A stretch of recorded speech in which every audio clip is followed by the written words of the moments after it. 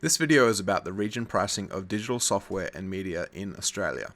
This is something I've been dealing with for the past 4 or 5 years, since the digital market has become a legitimate thing. The subject also applies to other countries. Australia is not the only country affected by region pricing. However, seeing as I've only ever lived in Australia, I'm just going to keep it simple and focus on experiences I've had personally. First, I should explain what region pricing is. Region pricing is when a company or a publisher charges a different amount for their product based on the region the product is being sold.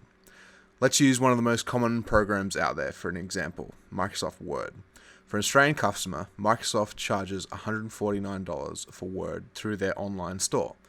However, for an American customer, Microsoft charges only $109.99. I should quickly point out that the products I'm talking about here are strictly digital. They are downloaded from the internet to your computer. They are all software and no physical media is present whatsoever.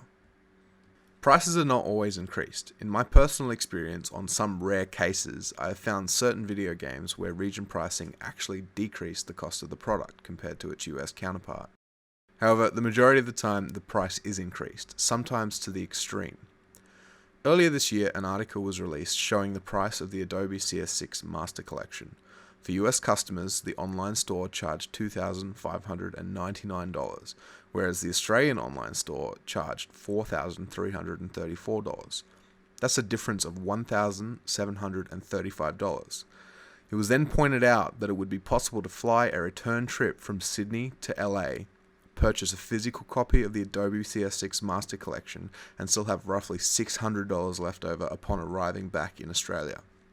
Now, most people are quick to point out the difference in currencies between the two countries and the other things related to exchange rates. However, at the time this article was released, the Australian dollar was actually higher than the American dollar, which just makes the difference in price even larger. So why does region pricing exist? What is the reason behind it? Well, the answer to this seems to be very tricky to come by. No one seems to have a solid answer, and most relevant parties who are asked will either dodge the question or flat out refuse to talk about it. A popular excuse, which I just mentioned, is the currency and exchange rates, saying the markets are constantly going up and down and that they have to try and balance out prices relevant to that. However, there are a few problems with this statement. The most blatant being that the majority of these websites or services that you buy these products from, such as digital game distributors like Steam, Origin, or Blizzard, are already charging in US dollars. So you're paying an extra $30 to $40 in the exact same currency as your US counterpart for the exact same product. But even if we weren't paying in US dollars and we were paying in Australian dollars, over the past few years, the Australian dollar has been very strong. The Australian dollar would have to be considerably weaker to account for such a large markup. The figures just don't add up. A more amusing excuse that has been used by certain video game publishers is that the reason for such a markup is because the physical retailers of the video games can't compete with their digital counterpart. So in order to stop the physical retailers from going under, the digital versions are marked up to equal prices. So we as a user are being asked to bear the burden of retailers that can't keep up with an evolving market. If it makes more sense to sell your product digitally, should we have to pay more to extend the death of retail as it struggles to evolve? Seems like a bit of a dodgy excuse to me, seeing as how not every game publisher region prices their products.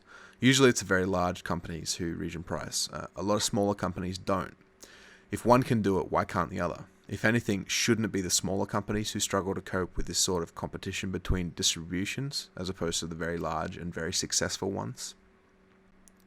After the article about the extreme region pricing of the Adobe products went viral, the Australian government summoned Adobe, Apple, and Microsoft to explain their price gouging. According to an article in Forbes, all of the executives avoided the true reason masterfully, that reason being because we can. And that's what it boils down to. The real reason all these companies set region prices is because they can. The Australian consumer will still buy their products. So what is the solution? Well, there are a few things that can help.